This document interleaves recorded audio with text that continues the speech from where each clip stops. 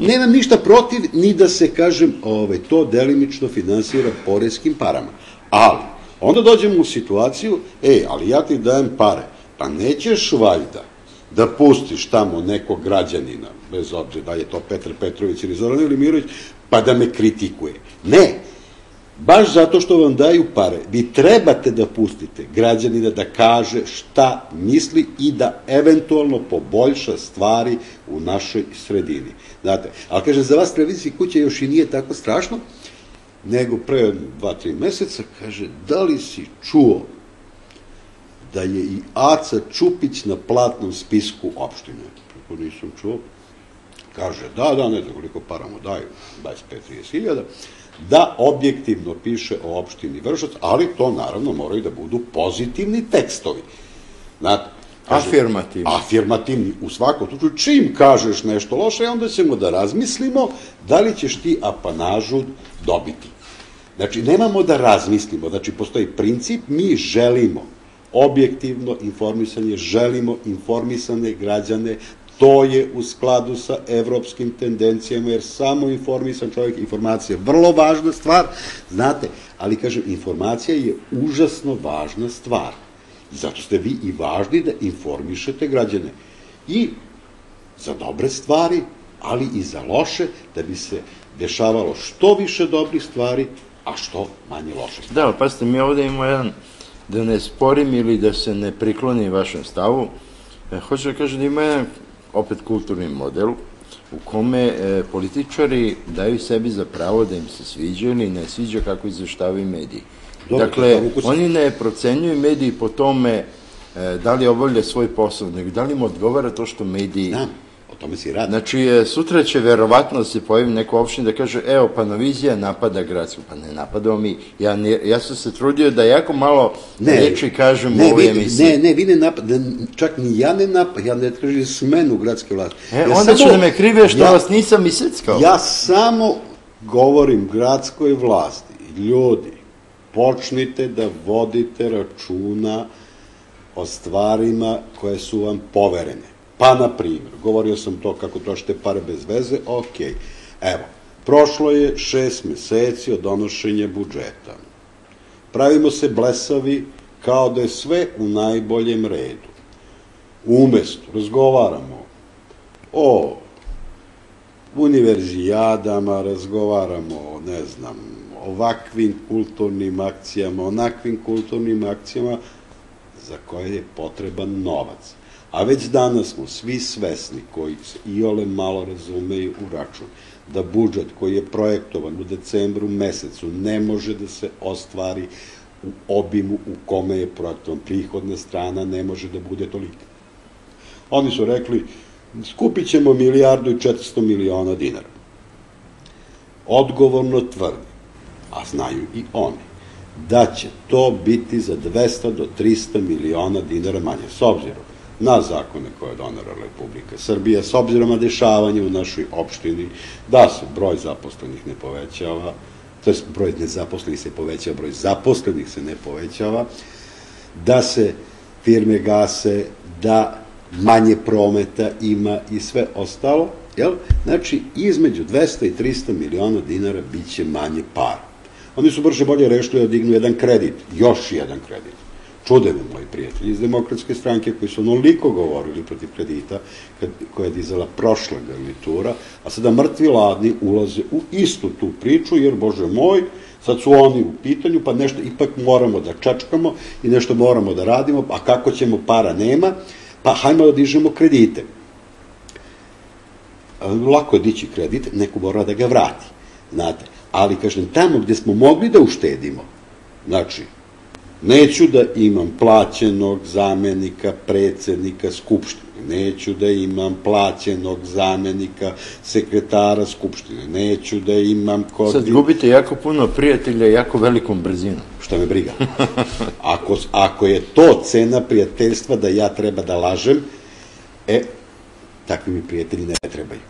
To su više politički prijatelji, ali politika je čudna stvar, danas može ovako, može onako, nažalost na ovim prostorima je to postalo uobičajeno. Znate, vi ste matematički obrazovan čovjek, vi ste predavali matematiku, pretpostavljam da vam ni ekonomija nije mnogo strana, to je jako dobar deo matematike. Kako biste vi reorganizovali budžet u smislu u koje mere štednje biste uveli, osim toga redukovanja tih nepotrebnih po vama savjetnika? Pazite, budžet nije preveliki. Budžeti su, s obzirom na ustrojstvo koje je u ovoj državi, na centralizam koji je ovde vlada, gde ti ne možeš novcem koji si ostvario sam da upravljaš, nego moraš da upravljaš njime preko Republike. Pa ako si tamo s nekim dobar, on će ti da malo više. Da, asfaltirao Vršac. A čujte, Velja Ilić asfaltirao Vršac. Recimo, Velja Ilić dođe u Vršac i kaže: platit ću projekat za aerodrom. Vršac nek da 2 miliona. A da mi dovedete cecu za Grođevo. Ja ću da dam 10 miliona. Super. I posle godinu dana ili koliko, naravno mora da radi CIP, taj projekat, možda ljudi rade dobro, ali zašto moraju baš oni, nema konkursa, nema ničega, i posle godinu dana dođe u opštinu, nalog za sudsko izvršenje, opština koja je naručilac na verenje reči, sudske naplate, ono izvršno presto, skinuju se računa 9.990 i nešto hiljada dinara na ime tog projekta.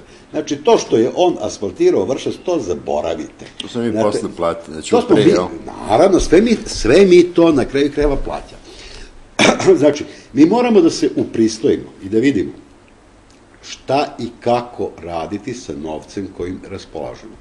Neki put je on malo veći, neki put je on malo manji, ali ako krenemo da ga samo trošimo, ne razmišljajući da li taj trošak daje određene rezultate u smislu boljeg života, znate, onda neće biti sreće. Znate, kažem, znači mi imamo na platnom spisku gde možemo napravimo bitnu uštedu. Znate, ja sam bio u opštini, nisam baš nevičan, to kažete, tom budžetu. Ja kad sam bio u opštini, bilo je 150 ljudi u opštini. Ja sam mislio da treba 50 ljudi, što prirodnim putem, što nasilnim. 100 ljudi, znači, dovoljno. Otprilike 100 ljudi da opština radi kako treba. Neću da pričam. Kako je to u skladu sa evropskim standardom? Koliko su oni preporučili? Znate, ako bismo u skladu sa evropskim standardom, onda bi trebalo da negde na 1000 stanovnika bude jedan zaposleni u opštini. S obzirom da Vršačka opština ima 53.000 stanovnika, to bi znači oko 50 ljudi trebalo da radi. To je visoka funkcionalnost. A čujte, visoka funkcionalnost. Vršačka opština već 100 godina praktično ima isti broj stanovnika. On malo varira i recimo, neće se vraćam na Austro-Ugarsku koja je bila veoma uređena zemlja, nego da se vratim na Kraljevinu Jugoslaviju. Tada je u opštini bilo zaposleno 36 ljudi plus poverenici po selima. I nisu imali kompjutere. I nisu imali kompjutere i dan danas koristimo tamo neke njihove knjige, njihove spise i sve ostalo sa onim krasnopisom pisano, stilom i perom. Znate? Tako da može se sigurno, ali kada napraviš ovoliki broj ljudi koji će da sedi i da satima raspravlja o nekim stvarima da bi sebi dao na značaj, znate, to jako mnogo košta. Postoje razne institucije okolo naokolo, neke od njih su neophodne gradu. Projekat neki kada nešto radite, projekat, oni pevači, on uvek košta nešto, jel da? Ali oni ljudi što su stalno negde, oni su najskuplji. Znači, ta Evropa vodi računa koliko ljudi treba da radi određeni posao, da ga uradi dovoljno kvalitetno, a da građani ne trpe, oni to plaćaju na kraju krajeva iz... Pitanje je kako bi Čeda Živković uradio ceo taj projekt uređenja, da ga ne savjetuje recimo čovjek kao što je Branislav Dangubić ili Tomas Uhecki ili tako neki već oprobani savjetodavci. Pa sad ja ne znam kako bi on uradio ako ovako radi sa njihovim savjetom, kako bi tek radio bez savjeta,